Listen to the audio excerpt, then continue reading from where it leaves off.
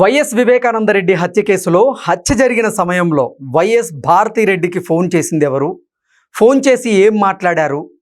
అసలు వైఎస్ వివేకానందరెడ్డి హత్య కేసుకి భారతిరెడ్డికి ఉన్న సంబంధం ఏంటి అనేది తదుపరి దర్యాప్తులో తేల్చండి, తదుపరి దర్యాప్తుకి ఆదేశాలు జారీ చేయండి అంటూ సిబిఐ కోర్టులో వైఎస్ సునీతారెడ్డి పిటిషన్ దాఖలు చేసినటువంటి నేపథ్యంలో అసలు వైఎస్ వివేకానందరెడ్డి హత్య కేసులో ఏం జరగబోతుందనేది మనం పూర్తి స్థాయిలో విశ్లేషణ చేసుకుందాం. ప్రస్తుతం మనతో పట్టినారు ప్రముఖ రాజకీయ విశ్లేషకులు రాజేష్ అప్సాన్ గారు. వారితో మాట్లాడదాం. రాజేష్ గారు నమస్తే అండి. నమస్కారం.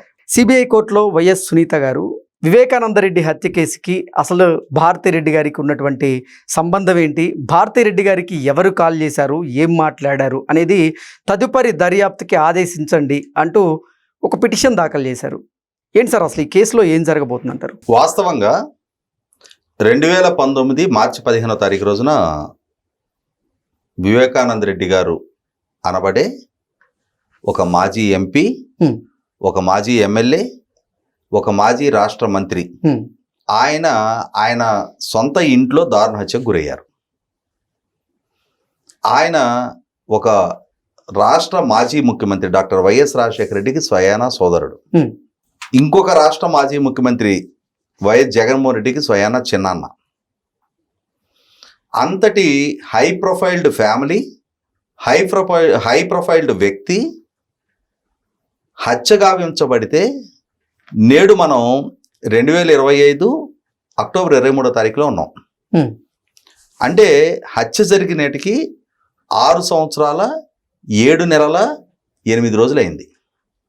ఇప్పటికింకా ఆ కేసు విచారణ ఒక కొలిక్కి రాలేదు అని అంటే, ఇవాళ సామాన్యులకి సంబంధించిన కేసులు, ఆ కేసుల విచారణ సుదీర్ఘకాలం కొనసాగుతుంది అని అంటే మనం అర్థం చేసుకుందాం. పోనీ వాళ్ళకి చట్టం గురించి అవగాహన లేదు, విచారణకి ప్రాపర్గా సహకరించడం లేదు, విచారణ ఇటువంటి చిన్నవాళ్ళ కేసులే కదా అని చెప్పని విచారణ సంస్థలు కొంచెం నిర్లక్ష్యంగా వ్యవహరిస్తున్నాయి అని చెప్పని మనం కూడా అనుకుందాం ఒకవేళ.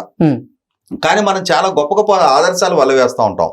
చట్టం ముందు అందరూ సమానమే, న్యాయదేవత న్యాయం కోణంలోనే ఆలోచిస్తుంది తప్ప అధికారము, హోదా, పరపతి, డబ్బు ఉన్నవాళ్ళు కాబట్టి అని చెప్పని వాళ్ళ పట్ల అధిక ప్రివిలేజ్ ఏమి ఉండదు అని చెప్పని మనం అనుకుంటుంటాం.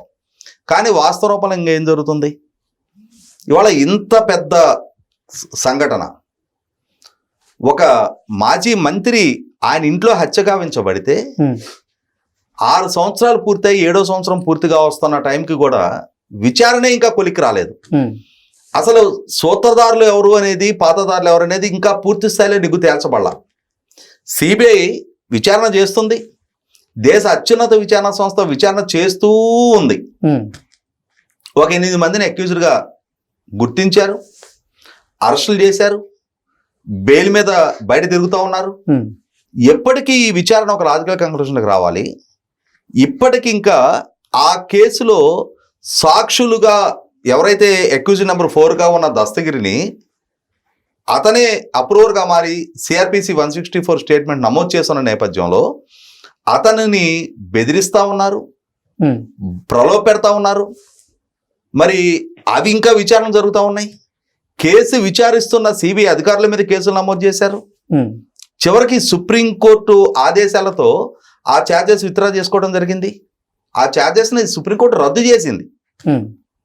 తన దృష్టికి వచ్చిన నేపథ్యంలో ఎవరైతే హత్యగావించబడ్డారో ఆ హత్యగావించబడ్డ వివేకానంద రెడ్డి గారి కుమార్తె డాక్టర్ సునీత గారి మీద ఆరోపణలు చేస్తూ ఉన్నారు, ఆమె మీద కేసులు నమోదు చేస్తూ ఉన్నారు. అంటే ఇప్పటికింకా ఆ కేసు విచారణ అసలు సిసలు ఒక లాజికల్ కంక్లూషన్కి రాలేదనేది వాస్తవం. ఇదే అంశం మీద డాక్టర్ సునీత గారు కూడా ట్రయల్ కోర్టు నుంచి సుప్రీంకోర్టు వరకు సుదీర్ఘ పోరాటం చేస్తూనే ఉన్నారు. ఆమె గత 6 సంవత్సరాలుగా ఈ కేసు విచారణ కనీసం ఈ మాత్రమైనా నడిచింది అని అంటే, నత్త నడకనైనా సరే, తాబేలు నడకనైనా సరే ఆ కేసు విచారణ నడిచింది అని అంటే ఆమె చేసిన ఒంటరి పోరాట పర్యవసానమే. లేకుంటే ఒక రాష్ట్ర ప్రభుత్వం వ్యవస్థలు విచారణకి కావాల్సిన ప్రతిబంధకాలు సృష్టిస్తూ వచ్చారు. విచారణాధికారిని బెదిరించారు, వాళ్ళ మీద పోలీస్ కేసులు నమోదు చేశారు, బాంబులు వేస్తామని బెదిరింపజేశారు. కేసులో అక్యూజ్డ్గా ఉన్న అక్యూజ్డ్ని అరెస్ట్ చేయాలి అని చెప్పని విచారణ సంస్థ భావించిన పక్షంలో వాళ్ళని బెదిరిస్తూ మందబలంతో బ్లాక్మెయిల్ చేశారు, మీ మీద దాడులు చేస్తామన్నారు.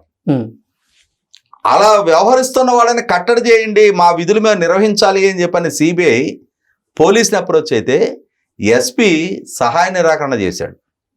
సహజంగా ఏ రాష్ట్రంలోకైనా సరే సిబిఐ కానీ, ఇన్కమ్ ట్యాక్స్ కానీ, ఎన్ఫోర్స్మెంట్ డైరెక్టరేట్ కానీ ఇటువంటి జాతీయ దర్యాప్తు సంస్థలు వాళ్ళు ఏదైనా కేసు మీద విచారణ చేయాలి అనుకున్నప్పుడు వాళ్ళకి రక్షణ కల్పించి తీరాల్సిన బాధ్యత పోలీస్ డిపార్ట్మెంట్ ఇది.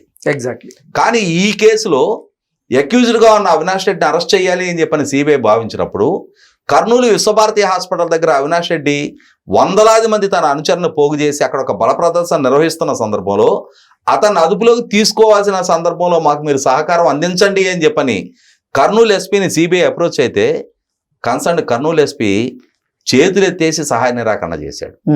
ఇటువంటి నేపథ్యంలో కేసు విచారణ మందగించింది. విచారణలో ఇప్పటికీ పరిష్కరింపబడాల్సిన సమాధానం దొరకాల్సిన ప్రశ్నలు అపరిష్కృతంగా అలాగే ఉండిపోయినాయి. వీటన్నింటి నేపథ్యంలో డాక్టర్ సునీత గారు మరొకసారి న్యాయస్థానాన్ని అప్రోచ్ అవుతూ ఉన్నారు. విచారణ వేగవంతం కావటం లేదు, విచారణలో అపరిష్కృతంగా ఉన్న ప్రశ్నలకు సమాధానం దొరకటం లేదు అని చెప్పని ఆమె సుప్రీంకోర్టుని అభ్యర్థించిన మేరకు మీరు సిబిఐ కోర్టుని అప్రోచ్ అవ్వండి అని చెప్పని సుప్రీంకోర్టు ఇచ్చిన ఆదేశాల మేరకు ఆమె నిన్న సిబిఐ కోర్టులో మరొక పిటిషన్ ఫైల్ చేశారు. ఆ పిటిషన్లో ఆమె చాలా స్పష్టంగా ఇప్పటి వరకు ఉదయం 6:15కి వివేకానంద రెడ్డి గారి పిఏ కృష్ణారెడ్డి వివేకానంద రెడ్డి గారిని కలవటానికి వచ్చినప్పుడు వివేకానంద రెడ్డి గారి మరణానికి సంబంధించిన వార్త అతని ద్వారా లోకానికి తెలిసింది అని చెప్పారు. కానీ తెల్లవారుజామున 3 గంటలకే అవినాష్ రెడ్డి భారతి గారికి ఫోన్ చేసి సంభాషించినట్టుగా సిబిఐ వాళ్ళ సాక్ష్యాలు సేకరించగలిగింది. అవినాష్ రెడ్డి ఆ టైంలో భారతి గారికి ఎందుకు ఫోన్ చేశాడు, వారి ఇరువురి మధ్య జరిగిన సంభాషణ ఏంటి, ఆ దిశగా ఎందుకు విచారణ జరగటం లేదు అని చెప్పని ఇవాళ సిబిఐ కోర్టుని సునీత గారు ప్రశ్నిస్తూ ఉన్నారు. ఆ దిశగా విచారణ జరిపించాలి అని చెప్పని, జరిపించడం కోసం సిబిఐకి ఆదేశాలు ఇవ్వమని చెప్పని ఇవాళ డాక్టర్ సునీత గారు సిబిఐ కోర్టుని అర్థిస్తూ ఉన్నారు. ఎస్, 100% ఆ దిశగా విచారణ జరిగి తీరాలి. ఎందుకంటే ఏ సాక్షి సంస్థ అయితే ఈ భారతి గారి ద్వారా నిర్వహణ జరుగుతూ ఉన్న సాక్షి సంస్థ, ఆమె యజమానిగా ఉన్న సాక్షి సంస్థ మొదట దాన్ని సహజ మరణంగా ప్రచారం చేసింది. తర్వాత దాన్ని నాటి ముఖ్యమంత్రి చంద్రబాబు నాయుడు గారికి ఆపాదిస్తూ ప్రచారం చేశారు. ఆ తర్వాత వివేకానంద రెడ్డి గారి కుమార్తె డాక్టర్ సునీత గారికి ఆపాదిస్తూ ప్రచారం చేశారు. కానీ అసలు సిసల బాధ్యులు అని చెప్పని సిబిఐ నిర్ధారణ చేసిన వాళ్ళని అమాయకులు, ఆణిముత్యాలు అని చెప్పని ప్రచారం చేస్తూ ఉన్నారు. కారణం ఏంటి, ఎందుకు సూత్రధారులు అని చెప్పని సిబిఐ నిర్ధారణ చేసిన వాళ్ళని అమాయకులు అంటున్నారు, ఎందుకు అమాయకులని బాధ్యులు చేసే ప్రయత్నం చేస్తున్నారు, అసలు మీ మతలబ్ ఏంటి, మీ ప్రమేయం ఏంటి అనేది నిగ్గు తేల్చాలి అని చెప్పని ఇవాళ డాక్టర్ సునీత గారు జగన్మోహన్ రెడ్డి గారిని భారతి గారిని ప్రశ్నిస్తూ ఉన్నారు. సార్, హత్య జరిగి ఏళ్ళ తరబడిగా అంటే విచారణ జరుగుతూ ఉంది. విచారణలో ఎటువంటి పురోగతి కూడా ఇప్పటి వరకు లేదు. సునీత రెడ్డి గారే న్యాయ పోరాటం చేస్తూ ఎన్నో పిటిషన్లు కూడా దాఖలు చేసినటువంటి సందర్భాలు ఉన్నాయి. మరి ఈ పిటిషన్కైనా న్యాయం జరిగేటువంటి ఆ పరిస్థితి కనపడుతుందా అంటే ఏం చెప్తారు? అంటే సిబిఐ వాస్తవంగా తాను కేసు టేకప్ చేసే నాటికి వివేకానంద రెడ్డి గారి హత్య జరిగిన స్పాట్లో సర్కమ్స్టాన్షియల్ ఎవిడెన్సెస్ అంటారు. అంటే ఆ సంఘటన జరిగినప్పుడు అక్కడ ఆ పరిసర ప్రాంతాల్లో లభ్యమయ్యే సాక్ష్యాధారాలు, వాటిని మొత్తాన్ని కూడా అవినాష్ రెడ్డి, వాళ్ళ నాయన భాస్కర్ రెడ్డి, దేవరెడ్డి శివశంకర్ రెడ్డి, గంగిరెడ్డి లాంటి వాళ్ళ సమక్షంలో ఆ సాక్ష్యాలు మొత్తాన్ని చెరిపేసే ప్రయత్నం చేశారు. అయినా సరే ఎవరెవరి ప్రమేయం ఏంటి అనే దాన్ని ఎస్టాబ్లిష్ చాలా సక్సెస్ఫుల్గా సిబిఐ చేయగలిగింది.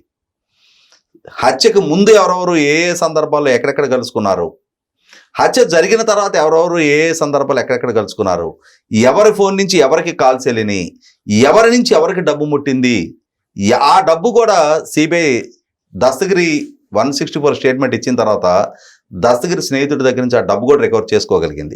కాబట్టి ఇక్కడ డబ్బు ఇన్వాల్వ్ అయింది, కోట్లాది రూపాయల సుపారీ ఆఫర్ చేశారు. అసలు ఆ హత్యకి మోటివ్ ఏంటి, ఎందుకు 40 కోట్ల రూపాయల సుపారీ ఆఫర్ చేసి ఒక మనిషిని చంపించాలి అనుకున్నారు, అన్ని కోట్లు ఖర్చు పెట్టి ఆ ఒక హై ప్రొఫైల్డ్ వ్యక్తిని హత్య చేయించడం వెనుకున్న అసలు సిసలు మోటివ్ ఆఫ్ ది మర్డర్ ఏంటి అనేది ఎస్టాబ్లిష్ కావాల్సిన అవసరం ఉంది. షర్మిల గారు సిబిఐకి ఇచ్చిన వాంగ్మూలం ప్రకారం కడప పార్లమెంట్ టికెట్ కారణంగా కడప పార్లమెంటు వైసీపీ అభ్యర్థిత్వం తనని పోటీ చేయమని మా చిన్నాన్న కోరుకుంటున్న నేపథ్యంలో దానితో విభేదించిన అవినాష్ రెడ్డి అండ్ ఫ్యామిలీ ఈ హత్యకు పాల్పడ్డారు అని చెప్పని షర్మిల గారు సిబిఐకి వాంగ్మూలం ఇవ్వటం జరిగింది. కాబట్టి ఈ మూలాల్లోకి వెళ్ళి విచారణ జరగాల్సిన అవసరం ఉంది.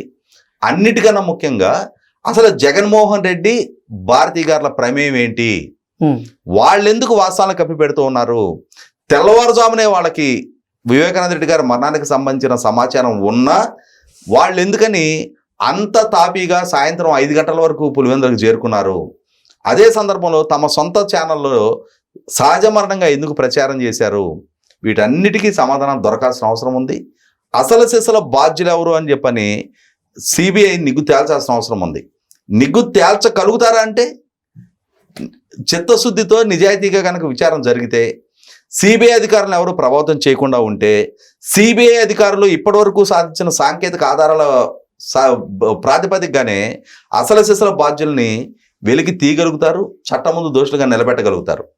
కానీ ఇప్పటి వరకు ఇన్ని సంవత్సరాలు కాలాతీతం అవుతుంది అని అంటే సిబిఐని ఎవరో బలవంతాన ముక్కుకి కళ్ళాలంటారు కదా, ఆ ముక్కు కళ్ళలేసి దాన్ని నిరోధిస్తూ ఉన్నారు, ఆపుతా ఉన్నారు. మరి ఆ ఆపే వ్యక్తులెవరు, శక్తులెవరు, ఎందుకు ఆపుతున్నారు, ఒక హత్య కేసు దోషులని ఎందుకు కాపాడుతున్నారు, కాపాడటానికి ఉన్న మోటివ్ ఏంటి, వీటన్నిటిని కనుక సిబిఐ ఛేదించాలి అంటే ఛేదించగలుగుద్ది. మరి ఈ విచారణ ఎటు దారి తీస్తుంది, చట్టం ముందు రాజకీయాలకు అతీతంగా, డబ్బు ఉన్నవాడు లేనివాడు అనే దానికి అతీతంగా అందరికీ సమానంగా న్యాయం దక్కుతుంది అని చెప్పని నిర్ధారణ అవుదా, లేదు అధికారము, పదవులు, హోదా, డబ్బు ఉన్నవాడికి ఒక న్యాయం, లేనివాడికి ఒక న్యాయం చట్టం ముందు నిర్దేశించబడిందని చెప్పని నిర్ధారణ అవుదో చూడాలి. Okay sir, thank you so much.